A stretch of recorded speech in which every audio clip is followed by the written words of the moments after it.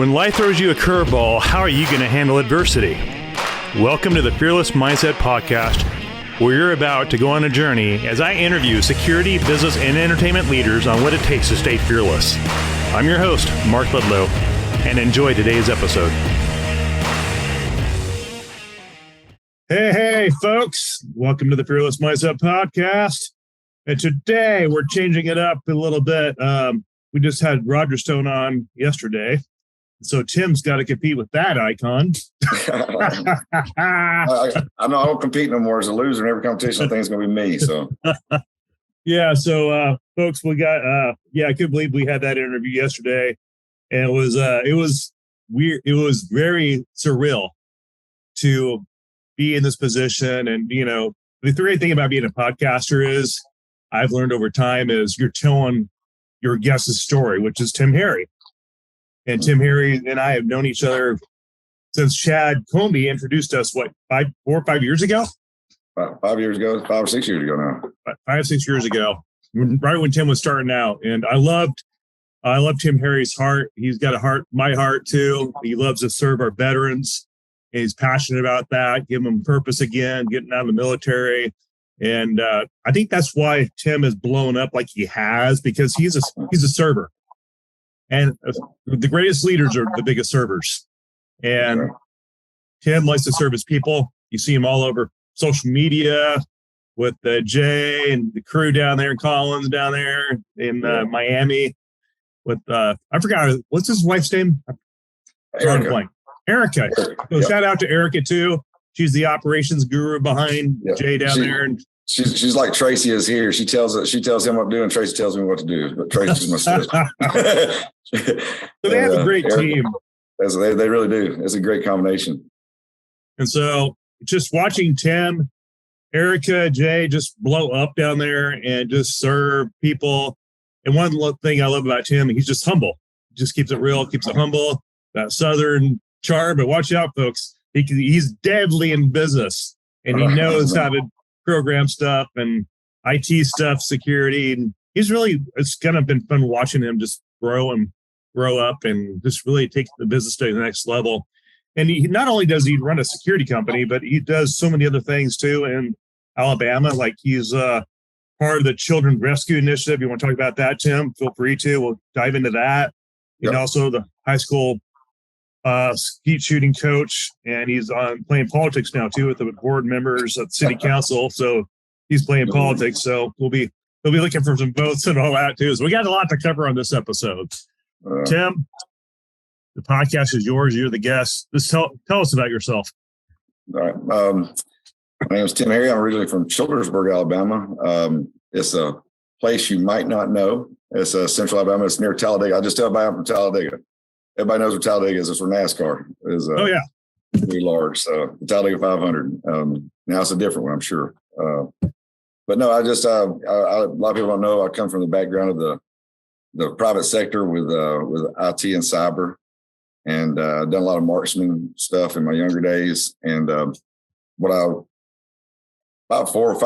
6 years ago now, I woke up to there's more. God told me I got something more to do, and I was very happy at my job. I was the director of IT for the largest company down here, and felt like I was there, but there was still just something missing, and I just got put on a new path, and it was hiring veterans, and it cost me a divorce because rightly so, the person thought I wasn't thinking correctly because I left a job I could retire from, but it was a very strong calling for me. And 2 weeks later, I didn't know that. Yep. That's how I started. So when you left that job in IT, that's when your wife said, "We're done." Yeah, I mean, I'm sure there's every problem's 50-50, and no, it was one of those deals where I can understand it because I was working a very large profile job, and I'd started Severance at that time. I wasn't full-time Severance, but I started Severance because I had a 16 friends commit suicide at that point in 2015 when I was like, look, what can we do? We got to get purpose. And I was starting to recognize it was the loss of all hope. And aircraft mechanics, it don't matter what you do. It's when you get back, you still got to have that Superman suit. And and putting a gun on a veteran and tell them to guard a synagogue or a hotel or a rock star or a yard gnome. It doesn't matter. So it's an honor. You know, they over exceed. They're just you understand. You understand the whole product. But that was my big deal. And then about 2 years after I started it, that happened, and I really needed to follow that path. And it was okay. You know, everything. The same man who enters the storm is not the same man who exits the storm. That's the purpose of the storm. So that was my storm, and we came through the other side. 2 or 3 months after I went full-time severance and left my job, COVID hit, and then we had about 6 months after that, we had Hurricane Sally here on the Gulf Coast. Wow. And you think that spawns lots of business, but the problem is all my people, you know, a lot of my people were local, so they was also working on their own homes, and just had lots of business things we had to figure out that I didn't understand. You know, if you was a contractor and you worked for Blackwater or Triple Canopy or all these great names of the past that we have, and it is, you know, you didn't have to worry about advertisement. I really neglected how much people have to trust. If you think security, you think ADT because they spent millions and billions of dollars to put that brand out there. And branding is, I wish I'd been smart about it. So I really try to make sure everybody understands that when you go into security, people need to know your name for them to trust your abilities. And you know, we had to mature and grow and learn these things. And then Jay and Erica came along and really stepped us up a notch. And then we have our own training facility with Jason Bankston. He was a former Blackwater. He was a PD, and we put out a consistent product. And we have our own shooting range for our arm licensing. And that's about it. Then I got a call about 2 weeks after my new life started, after my ex left, and Bruce asked me if I want to be on the board of the Children's Rescue Initiative. So, man. Yeah, I was like, yeah. So he asked me, he said, do you need to pray about it? I was like, I already have been. You just didn't even know. So, wow. So I got to be, you know, I was already a part of that as a donor and just whatever I could do.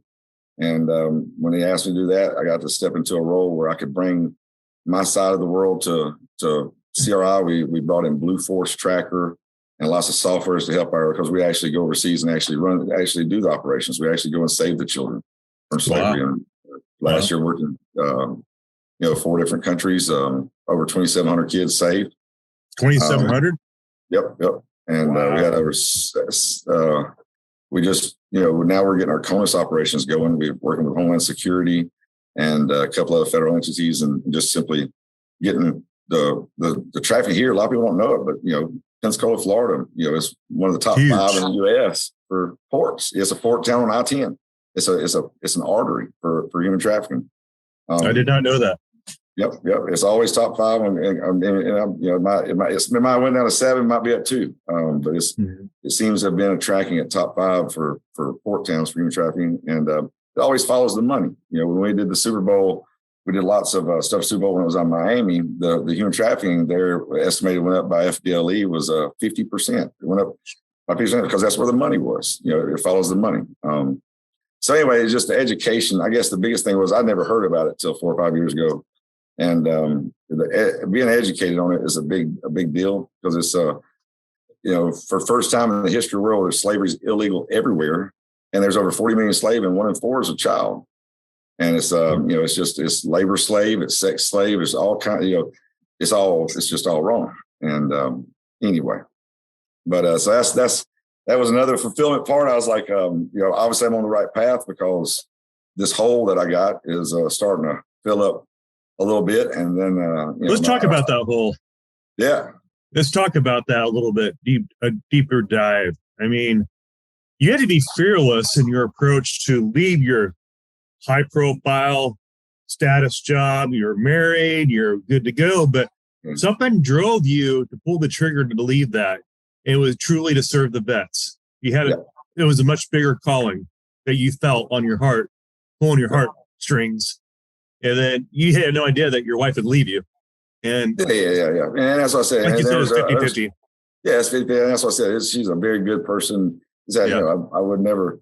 It was just you know, that's just what life is, and we take it and we play the cards we get. And you know, it was the whole I chased. The first part of my life, I chased wealth. And now I tend to chase health. I even drink a healthy. Everybody knows it. It's Kachava. I mean, I eat clean now. You wouldn't think I'm from too. Talladega. Yeah, I'm like fried food. No, I'm joking. I still eat fried food. If you see me, you would know I'm just joking. But but no, yes, you've been through a lot. You've been through a lot in the last 2 years. It was hard, but that's what I said. It was I needed it. That refined you. Going through the trials refined you. It did. I learn every day. The first day you stop learning is the first day you're ignorant. It's growing is the best part of life. Being able to start over or do it different or just change. It's just a great. If everybody asks me why I treat them this way, I was like, why? I don't know why people ask me that. It's why don't you ask why don't everybody else treat you this way? If everybody's just a little bit better to each other and stop some of this silliness. If we, I don't know a lot of people, but I don't meet strangers. And you don't meet strangers. Yeah, that's right. And our vets, they seem to get the biggest suffrage. So that was I'm not sure that's the right place to use that word. Again, I'm from Talladega. So, but it was a calling and it worked out and we're successful and it's all by the grace of God, because it is not from me. I went through a lot of business lessons in life and learned from very intelligent people with Michael Christine with AMC Tool, Bill Brett with Brett Robinson, my uncle Mark Butts, he was the vice president of Southern Company Transmission Room.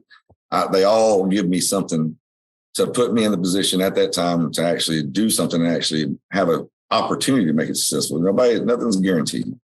So a lot of mentorship and coaching along the way. Yes. As you do your business, because like you said, you didn't know what you're doing. You're just no, I don't. As I said, that's the hardest thing. If anybody thinks it's easy to run a security company, first of all, in our line of work, everybody's the biggest, baddest joker around. Everybody's done everything, and we're all Jason Bournes. Yeah, we're all Jason Bournes, and but we're all alphas, and yes. That's the main thing. Men and women I employ, they're all alphas, and it's so hard. Everybody says, "What do you do for a living?" I herd turtles, because we have more feelings as alphas than my 12-year-olds on. I coach shoot and skeet with the Orange Beach High School, and but it's because they're just so passionate, and that's the whole reason why we get it right, is because the vets, they show up 30 minutes, 45 minutes early, because you're on time, you're late. They show up. I buy everybody says we look, we look a little pretty boys. Like I give them Nike shirts, the dry fits. Well, so they don't have to iron them, so I can get up, put them on, they're straight out of the dryer, ready to go, and they don't show sweat. All these little things are all small things, but that's my biggest deal, is the business side of it. Like we all talk about the protection side of it, and how there's 50 different ways to protect people. You run a reverse wedge formation, you do the tactical driving, you do all these things, but those things they're inert if you're not looking at the business side of it. If you don't know what it costs to cut your lights on every day, you will fail. I don't care if you're selling ice cream or you're running a security company. So you have to be committed to proper operations, and we pay the vets the lion's share. That's the whole purpose when I started the company. We start at what most people pay for jobs. That's what we pay our vets. So it's these men and women, they take care of their families. They buy new houses. We had a couple had some babies. This is some place. This is a stepping stone. It's just to help out and just to be a part of something. For some other vets, it's military and law enforcement veterans. I classify them both the same, because, and I'll tell you why in a second, but. As numbers people don't know, but they simply bring a little bit more.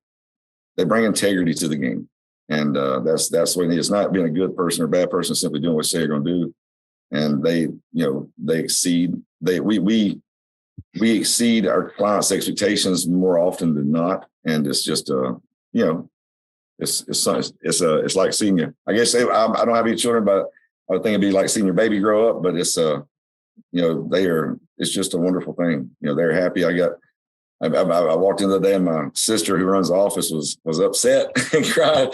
And she had got a letter that I've got 50 of, thank you for giving me purpose today, from one of our vets, just saying, hey, thank you for what y'all do. I was like, she's crying. She's like, I didn't understand. I was like, see, it's as addictive as anything you can do to help a vet out. And just to show them that there's things, every mass shooting there's been a vet within a mile radius that could have stopped that incident.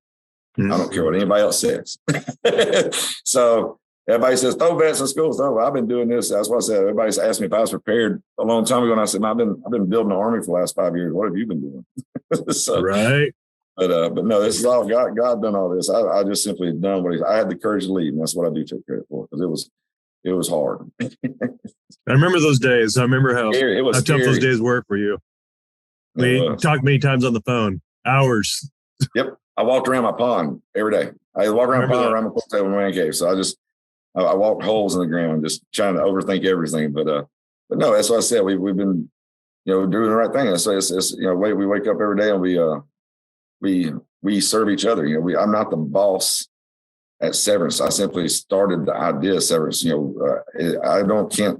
I'm a man playing business without those men and women doing their jobs and breaking expectation levels with our customers. So I'm just a guy playing business. And really, most thing I do is advance is sweep the floor and just try to keep everybody happy and pushing the rock in the same direction. I mean, it's not, they do it all. It's not Tim Harry.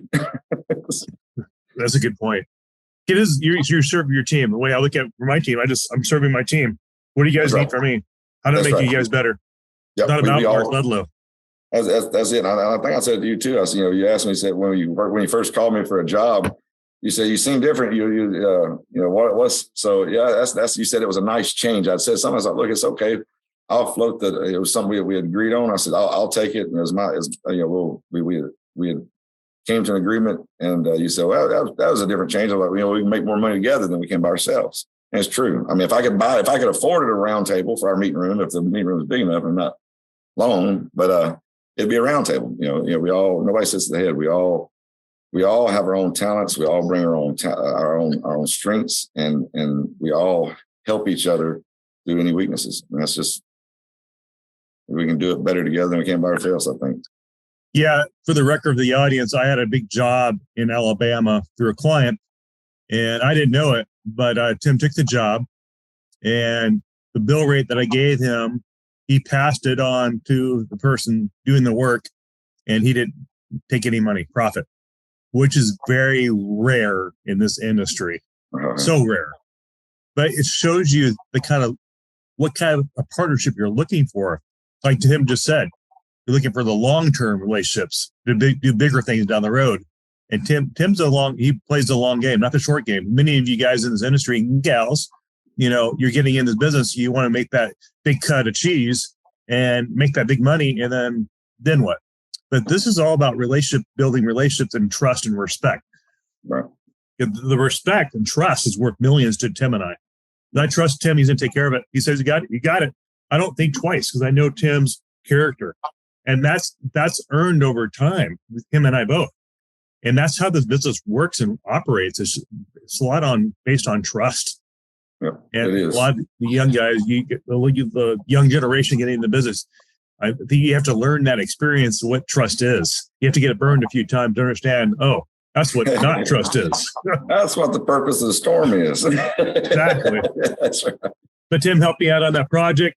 We didn't make a whole lot of money, but I was taking care of a huge client of mine, and it got the job done, and everybody was happy. My client looked really good to his client, and that's how Tim operates. And so, yeah, Tim and I do a lot of business. Over the last 5 years, we have made money.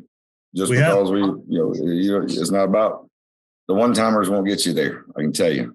The one-timers won't get you there. Yeah, onesie twosies won't pay the bills. Nope. You need to create relationships, and and I'll tell you, in the AP world, in the world of security, the IPSB, the GSX coming up, it's that is something that we do right. We do right. We network. We network. We talk. Everybody's more often than not, you'll find some. I remember I first came into the field, Chuck Tobin, and came up to me, Chris Story, offering any help he could help. Bob Dugan with ESI.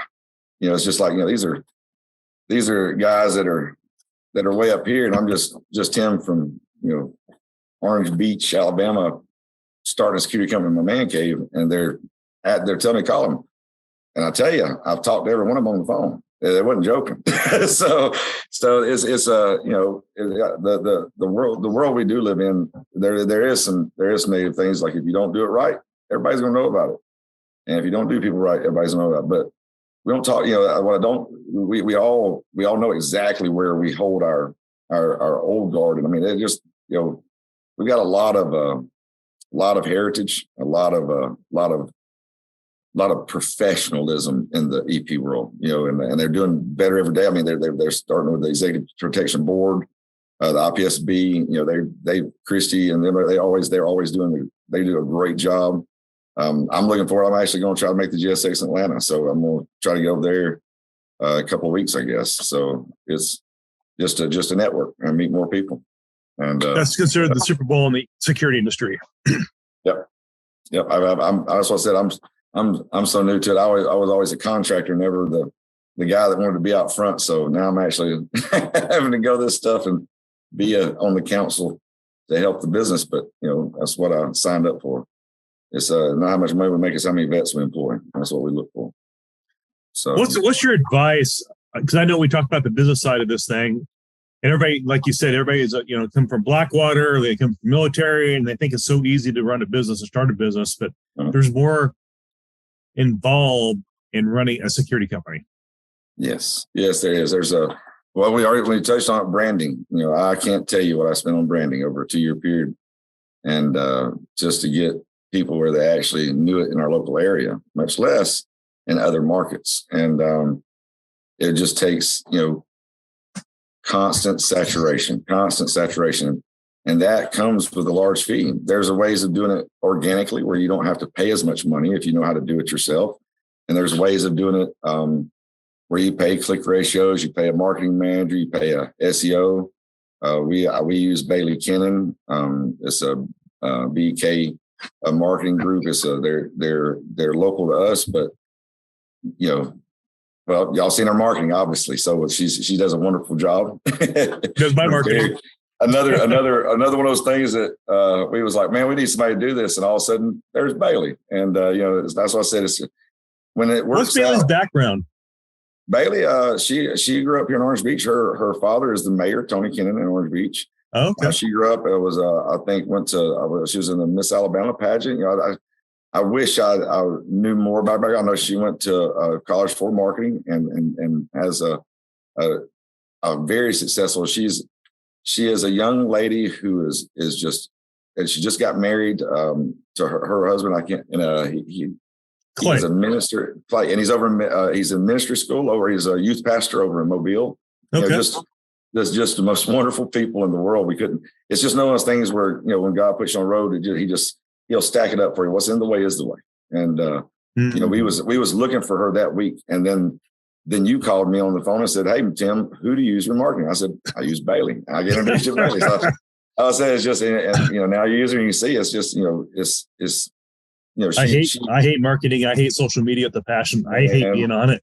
And she just took over. I'm like, thank God. I'm like, I hate that stuff. That's right. And every time you see one of those ads, it's like, man, that looks way better than everybody else's. But no, it's not us out here doing this. That's Bailey Kennan BK. But yes, it's wonderful. But you've learned how to use.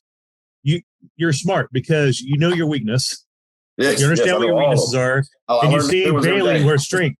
And you go, Bailey, my weakness is your strength. Take over. That's right. You're not afraid to delegate that. No, yeah. It's I'll tell you a really good book that Bobby Hudson, a good friend of mine, gave me when I was young, around 24, 25, was called The Wisdom of Wolves.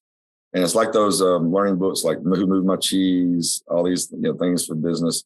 Who Moved My Wolves is about balancing family and work and leadership skills and how to follow. And you said earlier, the best leaders know how to follow. And it is true. And in our world, like we said, everybody's alpha. So you don't tell an alpha to do anything. You invite them along the way. And that's what we do. We all that's what I said. Nobody calls me boss. Nobody calls me nothing. We are in this together. So it's a very, a very tricky situation sometimes when you have multiple alphas in one company, because you always see one in the pack. But the Wisdom of Wolves kind of breaks down, explains it to you.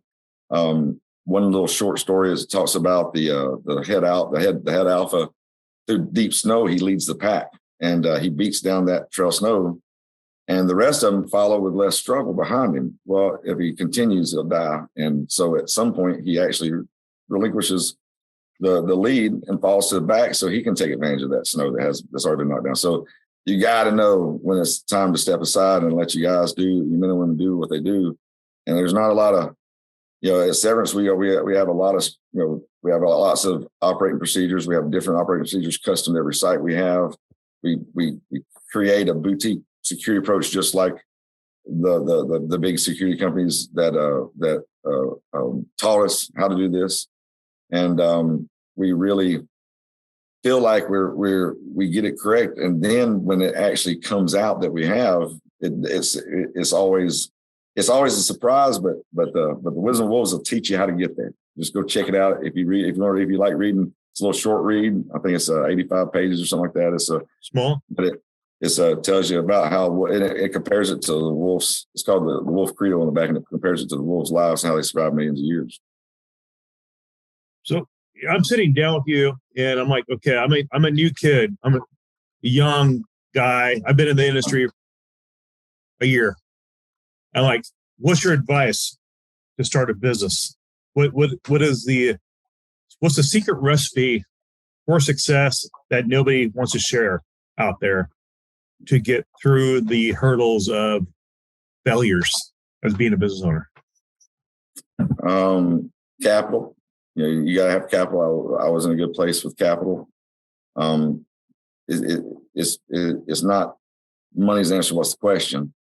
It's putting money in the right places and shifting that at the right time. So, all your money has to go to marketing. In the security world, it's a little bit different than most businesses, but it's still the same. Location. Why? Because view. Well, now it's internet and cyber. So location has now become a page and a place on a page and a sponsored ad or something like that, where people you're constantly they need to hear your name 7 times before they remember. And 7 times. 7 times. So that's I think that's a Zig Ziglar, and he I think he said that, but y'all probably correct me. But anyway, but no, it is capital is a big deal, and but mostly 60. I'd say, I don't know what the percentages are, that I would say a high percentage of companies, if you're not failing the first 3 years, you're not going to succeed after that, because you're not pumping enough money into it. Because unless you're just in a place where the footprint is good, Miami, Birmingham, Atlanta, these places, they may be a place to start. You might want to, area is key, obviously. Here on the beach, we have condos. So we have a lot of static security here. We still do EP here as well, but we do a lot of high risk termination stuff. You need those static jobs, those jobs that pay you a yearly, annually contract, not the ones that's paying you because somebody's in town, to establish your budget. And you have to have a budget. So in order to create those, you need a name. And that's something that I won't talk about that now, because it's one of those things I just never thought about. It was, I was like, oh yeah, we're going to put this, logo out there. I'm going to make this logo. I created this logo on a Tuesday, and we're going to make it, and it's just going to look really cool, and people's going to remember it. That is not the case. So, not the case. Yeah, capital, target marketing, and understanding that it's okay, but you need to plan on failing. You need to plan on failing. Most companies collapse before the first 3 years, and it's because that's where that turning point is. After 5 years, you start seeing headway. And that's most companies. But there are companies, obviously, that start that they hit the ground running because they had something different. So security, that's what it seems to be. So that you have to have out of 5, you have to have the top 3. So top 3 being capital, marketing, and longevity.